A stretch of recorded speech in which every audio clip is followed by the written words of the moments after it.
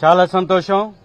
ఇవాళ ఎర్రగొండపాలెంలో జరిగినటువంటి 3 by elections ను కూడా వైఎస్ఆర్సీపీ కైవసం చేసుకుంది. మా అభ్యర్థులే కైవసం చేసుకున్నారు. దానికి ఫస్ట్ జగన్మోహన్ రెడ్డి గారికి, మా మాజీ ముఖ్యమంత్రి వర్యులు, అలాగే మా అధ్యక్షుల వారికి, అలాగే జిల్లా అధ్యక్షులు గారికి, అలాగే పార్లమెంట్ ఇన్ఛార్జి గారికి, రీజనల్ కోఆర్డినేటర్ గారికి అందరికీ కూడా నా హృదయపూర్వక ధన్యవాదాలు. బాగా వారందరూ సపోర్ట్ చేశారు. దాంతో పాటుగా ఇక్కడ ఉన్నటువంటి పోలీస్ శాఖ వారు కూడా చిట్ట చివరిలో వీరిని బంధించినా కూడా వారిని ఒకరిని విడిపించుకొని రావడంలో సహాయం చేసినటువంటి పోలీస్ సిబ్బంది వారికి, వారి పై అధికారులకు కూడా నా హృదయపూర్వక ధన్యవాదాలు. నేను ముందు నుంచి చెప్తున్నటువంటి అంశమే, ఇక్కడ ఒక్కరంటే ఒక్క తెలుగుదేశం పార్టీకి సంబంధించినటువంటి ఎంపీటీసీ అభ్యర్థి లేనే లేరు. ఇది కావాలని కుట్ర పన్ని, ఇది ఎంపీపీగా ఆళ్ల అంజిరెడ్డి గారిని ఎక్కించకూడదు అని వారిని తీసుకెళ్లి జైల్లో పెట్టినా గాని ఈ బిడ్డల యొక్క, ఈ ఎంపీటీసీ సభ్యుల యొక్క పోరాటంతో గెలుపు సాధ్యమైంది. ఈ బిడ్డనైతే తీసుకెళ్లి ఏకంగా 3 రోజులు ఇంట్లో బంధించారు. ఈ బిడ్డను 3 రోజులు ఇంట్లో బంధించారు. ఎవరింట్లో బంధించారు? ఆళ్ల అంజిరెడ్డి గారు గెలవకుండా ఉండడానికి ఎవరైతే కేసు పెట్టించేసి ఆయన్ని జైల్లోకి పంపించారో వాళ్లే బంధించారు ఈవిడ్ని కూడా.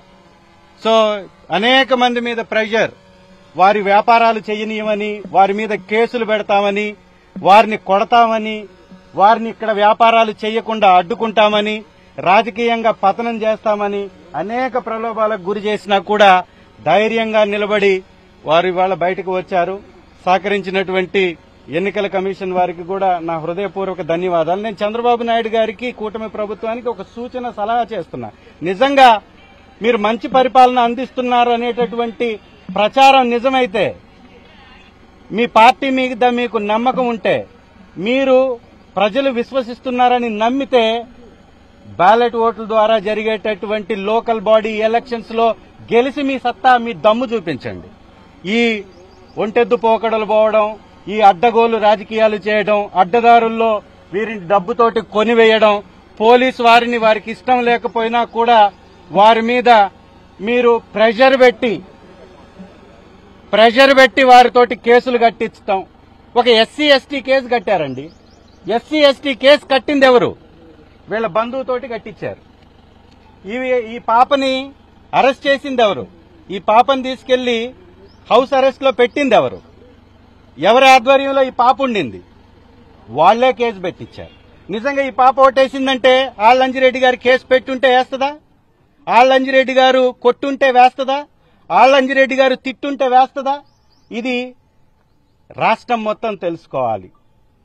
ఎస్సీలను అడ్డం పెట్టుకుని ఓసీల మీద తప్పుడు కేసులు పెట్టిస్తున్నటువంటి ఈ కూటమి విధానాన్ని ఎండగట్టాలి. ఇక్కడున్నటువంటి తెలుగుదేశం ఇన్ఛార్జి యొక్క ఈ దగాకోరు రాజకీయాన్ని ప్రశ్నించాలి, నిలదీయాలి. అతను ఎట్లా గెలవలేదు, రేపెట్లా గెలిచేది కూడా లేదు. అడ్డదారిల్లో రావడం, అడ్డగోలుగా డబ్బుని ఎరచూపటం, పోలీసు వారిని ముందుకు పంపించేసి అరెస్టులు చేయించడం. నిజంగా దమ్ము ధైర్యం ఉంటే ఇప్పుడు ఎవరైతే ఓట్లు వేసి 8 మంది మాకు వ్యతిరేకంగా వేశారో వాళ్లకు సంబంధించినటువంటి వాళ్లనే మళ్లీ నిలబెట్టి మీరు రేపు ఎలక్షన్స్ లో గెలిపించండి. వారిని కూడా బజారుకి వీట్ చేశారు. వారిని కూడా రాజకీయంగా సన్యాసం చేసేలాగా చేసేశాడు. డబ్బు ఎర చూపించటం. 1 సంవత్సరానికి లక్షలు కుమ్మరిస్తామంటే ఎవరైనా ఆశపడతారు? చిన్నవారు, ఎస్సీ ఎస్టీ బీద కుటుంబాల్లో నుంచి ఉన్నటువంటి వారు ఎంపీటీసీలుగా ఉన్నారు. వారిని మభ్యపెట్టి లాక్కున్నారు. కానీ ఇది ప్రజల విజయం, ప్రజాస్వామ్య విజయం, రాజ్యాంగ విజయం, ఇక్కడ వచ్చినటువంటి అధికారుల విజయం, వీరందరు ఎంపీటీసీల విజయం. కాబట్టి సహకరించినటువంటి ప్రతి ఒక్కరికి కూడా నా హృదయపూర్వక ధన్యవాదాలు. Thank you. ఖచ్చితంగా చర్యలు తీసుకుంటాం. ఎవరెవరైతే కేసులు పెట్టించారో వారి మీద మళ్లీ కేసులు పెట్టిస్తాం, న్యాయంగా ఎదుర్కొంటాం. కరెక్ట్, చాలా మంచి ప్రశ్న. ఏమి సంబంధం లేకుండానే ఒక ఇంట్లో బంధించేసి వాళ్ళకి 2 కానిస్టేబుల్ సెక్యూరిటీగా పెట్టి, 2 కానిస్టేబుల్ ని సెక్యూరిటీగా పెట్టి అవసరం ఏముంది? ఎంపీ ఒకవేళ వైఎస్ఆర్ కాంగ్రెస్ పార్టీకి సంబంధించింది అయితే, ఒకసారి వైఎస్ఆర్ కాంగ్రెస్ పార్టీకి సంబంధించింది అయితే తెలుగుదేశం పార్టీ నాయకులకి ఏం సంబంధం? అది వారు చెప్పాలి, సమాధానం వారిని అడగాలి. పర్లేదు. వాయిస్ ఇస్తావా? కేసు పెట్టలేదు, పెట్టిన విషయం కూడా మాకు తెలీదు. మా బంధువు పెట్టినట్టు కూడా మాకు తెలీదు. నన్ను ఒక ఇంట్లో ఉంచారు. 3 days నేను లోపలే ఉన్నాను. బయట ఏం జరుగుతుందో కూడా నాకు తెలియదు.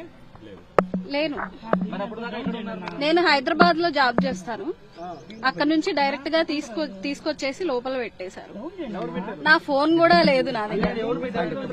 సరే, అవన్నీ తర్వాత కేసు వేస్తారు. ఒక్క నిమిషం అమ్మా, ఒక్క నిమిషం.